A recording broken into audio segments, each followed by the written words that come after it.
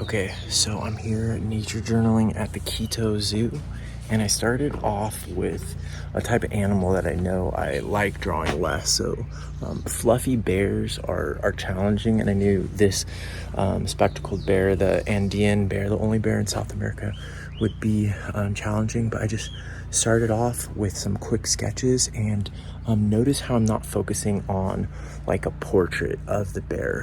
A moving animal is a challenging subject, and the looks of this particular bear, I already know it's going to be hard, so I'm trying not to put too much hope in each drawing being some type of aesthetic success, because that will set me up for failure. So quick sketches and notes, and I'm going to be doing most of my nature journaling in Spanish today, but starting off with an animal that I'm interested in, even though I know it probably won't make an aesthetically good looking page. I'm not focusing on that. So starting off with some intentions here at the Quito Zoo.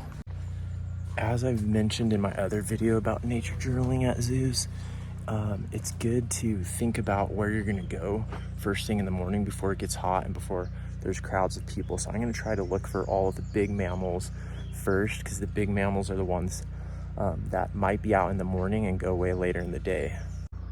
All right, so I knew there were white-tailed deer in Ecuador, and I had seen one species of them, but I did not know that there was two species of Orocoilius in Ecuador. This is the same genus that is in a lot of North America. How crazy is that? This was one of my favorite animals as a kid. Actually, I liked all the cats, but not surprisingly, it's almost 10 o'clock already. It's a pretty hot day. Not surprisingly, I don't see it out. I think I see it back there inside this little cave, walking around in circles. This is the part of zoos that can get depressing. So yeah, I'm gonna go on, but I'll always check for the cats early in the morning before it gets hot, hopefully, or try to figure out what the feeding schedule is if you want to see them. Another good strategy is if you're traveling in a mega biodiverse country like Ecuador and you're trying to do a bunch of nature journaling of stuff in the field, you can go to the zoo or places like that sort of at the end of your trip and try to see the animals that you didn't see in the wild. So it can be complementary to the rest of your trip. Okay, also not too surprising, there's the mountain lions. The puma concolor is not out. One important thing to point out here at this zoo is they're taking a lot of rescue animals. So one of the ones that they have here was actually for sale on the internet in the town of Cuenca, and it was rescued by the authorities and brought here in 2010. So good thing to remember, you know, at a zoo like this, that a lot of these animals could be rescued animals. So they're serving a double purpose here. Is the zoo is you know, providing information and I guess entertainment, education and entertainment, but they are also working to rescue species from the illegal animal trade. It looks like there's a piece of meat sitting up there on that post. Oh yeah, there's definitely a piece of meat sitting up there. Maybe to try to coerce it to come out. So even though this is a captive jaguar, it's still an impressive animal. Nothing the same as seeing in the field, but this is still a really good opportunity to practice drawing such an animal. So here you can see a common behavior for animals in zoos is the jaguar is pacing.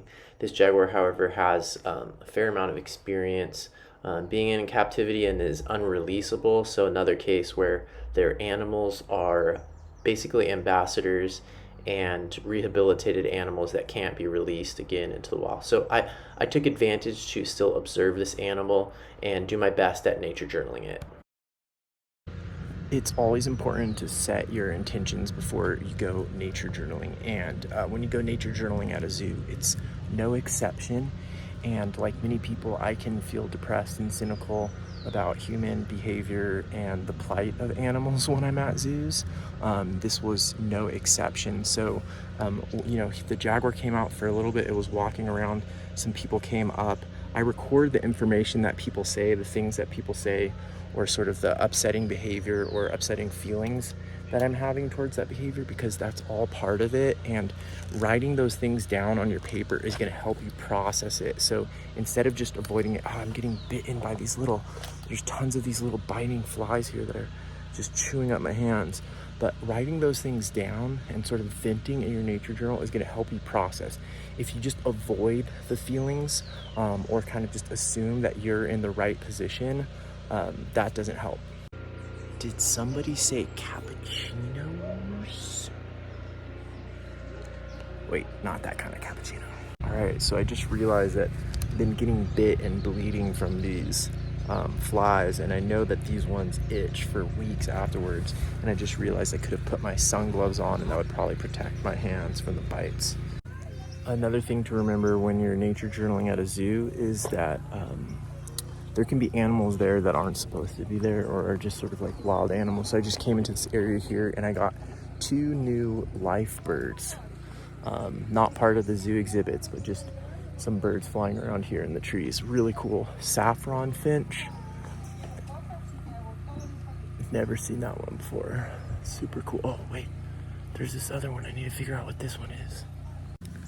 One of the birds that I just saw that I thought was a new one is the vermilion flycatcher female. I've seen the male, but I hadn't seen the female before. So luckily I know how to use Marilynn app now and combine it with my nature journaling. And I made a whole video about how to combine those two. But it turns out it was the female of the vermilion flycatcher. But this is actually a really cool spot for birding here at the zoo.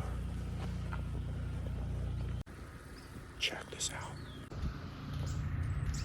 There's little saffron finches everywhere. Okay, so on Marilynn app, it just said that they're often in groups, but I had only seen one. But look at all of them there. Those things are so cool. And this isn't even part of the official zoo. So don't just look at what's in the exhibits when you're at a zoo. There could be cool stuff all around. Saffron finches. So I found the other capuchins, not the monkeys, but the beverages. And it's okay to drink a cappuccino when you're visiting a zoo and nature journaling, but it's not okay not to draw or not to nature journal. It's also not okay to not nature journal what you're doing on Marilynn. So I'm trying to at least get some notes down. And one of the ways that nature journaling can really supplement using an app like Marilynn for identifying birds is when you can't get a match. So there was just a bird right now that is probably a life bird for me. I've never seen it before. And I was trying to identify it on Marilynn and I was getting no results. So what I did is I took notes, you know, and this is not, look, this is not a work of art. See that bird right there? It is not a work of art. I'm just trying to capture some of the main features that I noticed and write some notes next to it so that later I can try to look it up and figure out what it is on Marilynn. All right, maybe I'm just turning into a total bird nerd, but this might have been my favorite part right here, is just doing a little birding here in the food court area. And there's oh crap, there's a really cool hummingbird that I need to figure out which species this is right now. It could be the great sapphire wing.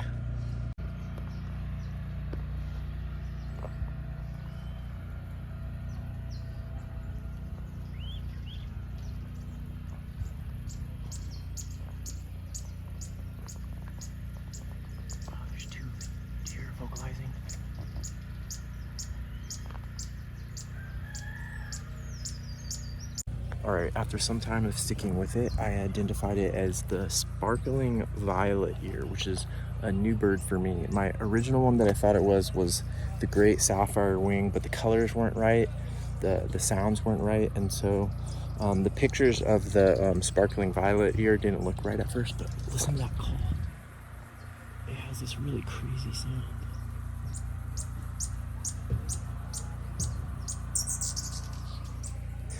They're known to be aggressive and to dominate a flower source and not allow any other birds to come through. Here you can see the, and remember, when you're nature journaling at zoos, don't forget about the plants. Sometimes the plants get overlooked and there can be really cool plants at zoos sometimes, just waiting to get some attention. So the hummingbirds are totally, the sparkling violet ear, there's several of them and they seem to be totally dominating these flowers right here.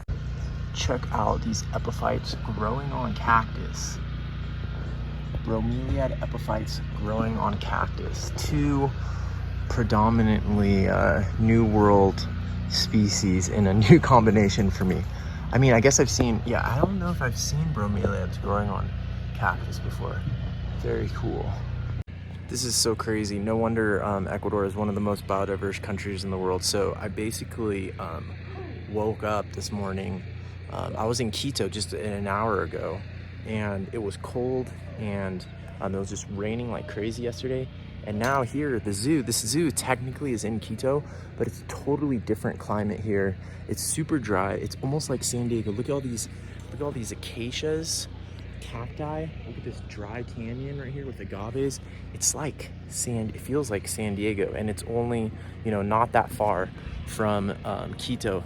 Just over the mountains that way, the volcanoes, there's cloud forest. So no wonder Ecuador is such a biodiverse country. Okay, so it's good to follow your ADHD a little bit when you're nature journaling. And even though you're at a zoo and there's like a building right here, why would I pay attention to this building? If suddenly you notice your attention directing yourself to the building, check it out. So I looked over here, and at first I was looking at those things down there, and I was like curious. And then I looked at this, and maybe it's not gonna focus on it because it's glass, but look at this. Anything unusual going on here? What do you notice? This is like something I would talk about in my tracking book, but it looks natural at first, but when you look at it for a little bit more, you realize it's something some invertebrate is up to. Oh, and there's even a trail. There's even a friggin' silk trail on the glass leading up to it. That is so crazy. So I'm assuming it's some type of larva that's pupating. You can see a little silk there. And look at this cool, come on camera, you can focus, it's glass. Just focus camera, see. Okay, do you see those little lines? Little nick lines all the way down this glass? That is crazy. So I got a nature journal condors in the wild already, the Andean condor, but I didn't realize how big they are. Look at this. This sign right here shows you how big they are, and look at them up in the tree behind me. These are huge birds. When I got a nature journal them before, it was at quite a distance, but look at how big that thing is. I think it's the one of the biggest birds in the world. Just in case I'm not pumped up enough from the capuchin and some of the biggest birds in the world to nature journal right here. You can see right through their nose thing is really crazy. Wow, that is a huge bird. But just in case, I'm gonna eat a little bit of this chocolate, amazing Kuma chocolate. Love the packaging. It's awesome. Oh wow, this is gonna be good times. It's super hot, way hotter than I was expecting because it was so cold in Quito this morning.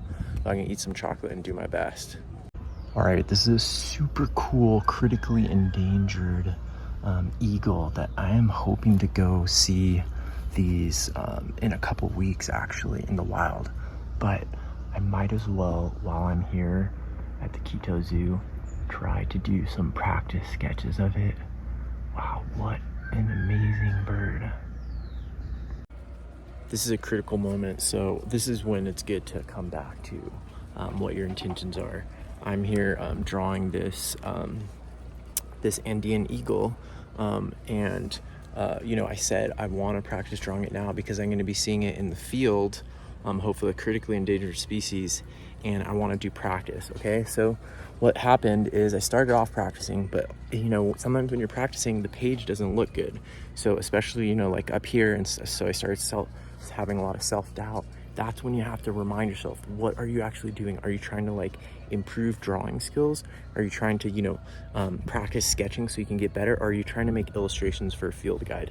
So I had to continually remind myself that I'm not trying to make illustrations for a field guide right now. I'm not trying to impress anybody, even though I did notice in the back of my head this thought oh, what if someone comes up to me and and wants to see my drawings, and all I have are all of these weird kind of junky sketches that are part of my learning process. But I need to remind myself that that's not what I'm here for. So I think that this is a really common problem. A lot of times we have intentions and we think we know what they are, but we're not clear about them. And so this is where nature journaling can really help us improve, is if we consciously remind ourselves you know, that we're working on learning. And if we're working on learning, then we're not worried about the outcome. So if we're not worried about the outcome, then we can really just focus on that learning. But a lot of times we mix those two things up really badly, and it's hard to even know that that is happening. All right, so one difference between the Quito Zoo and the San Diego Zoo is this meal would probably cost me 20 bucks at the San Diego Zoo, and it was $2 here.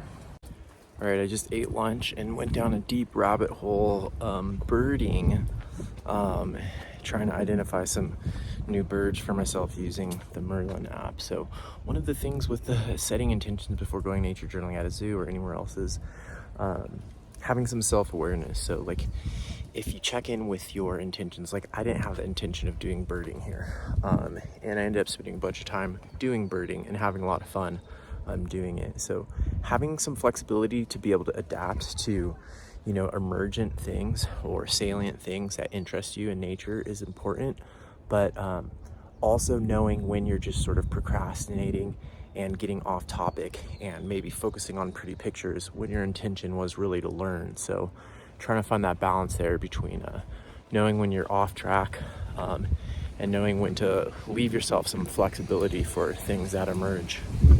So one interesting thing about Ecuadorian biodiversity that I'm going to point out is this is the coast, right? So out here is the Pacific Ocean, and then over on the side, the Andes go right through the middle. So what you'll notice is a lot of times there will be a species on one side or the other of the Andes, and this is one of the reasons why there is so much biodiversity in Ecuador. Like, look right here. A lot of countries only have one of these boa species, and you can see here that the boa constrictor imperator, this is the one that's in a lot of like Central America, is only on the west side of the Andes mountains, and then the boa constrictor is on this side. So in this case, Ecuador has both of those species. A lot of countries only have one. So it's really interesting, but sometimes people don't really think about like what causes a country to be super biodiverse. And in the case of Ecuador, the Andes Mountains have a huge role in that, because the Andes Mountains separate the country into a bunch of different microclimates and areas where animals can't disperse across those large mountain ranges. It's getting really hot and my energy level is tanking. I feel like I did a pretty good job of nature journaling here at the Quito Zoo, checking it out. I got to draw the bear, the Andean bear, spectacled bear, which was one of my main goals. And I also got to draw the condors a little bit and just see what the place was like. I got some new life birds on the Marilynn app. Got to do some birding, which was fun. Saw some cool hummingbirds, and these crazy saffron finches were actually my highlights. The Andean eagle was cool also and was good practice. So I think that I'm done here. Coming to the zoo is worth a visit if you're in Ecuador. It's a little bit of a ways outside of Quito. It's like a 30 or 50 minute drive outside of Quito, but it was a good practice for me. I got to see also this, I didn't realize there was this dry forest zone here, which is really interesting. There's that bird that Marilynn wouldn't show me. So that's it for today. Thanks for watching, and I'm gonna go home now and work on writing some grants to help fund the nature journaling work that I'm doing. Just in case you didn't know, the YouTube channel doesn't really make very much money at all. It's like $20 a month. So I really depend on my Patreon patrons right now. So check out this link to find out more about how you can support and become a member on my Patreon. And if you can't wait all the way until next week for the next episode of the show, check out these videos here. Bye.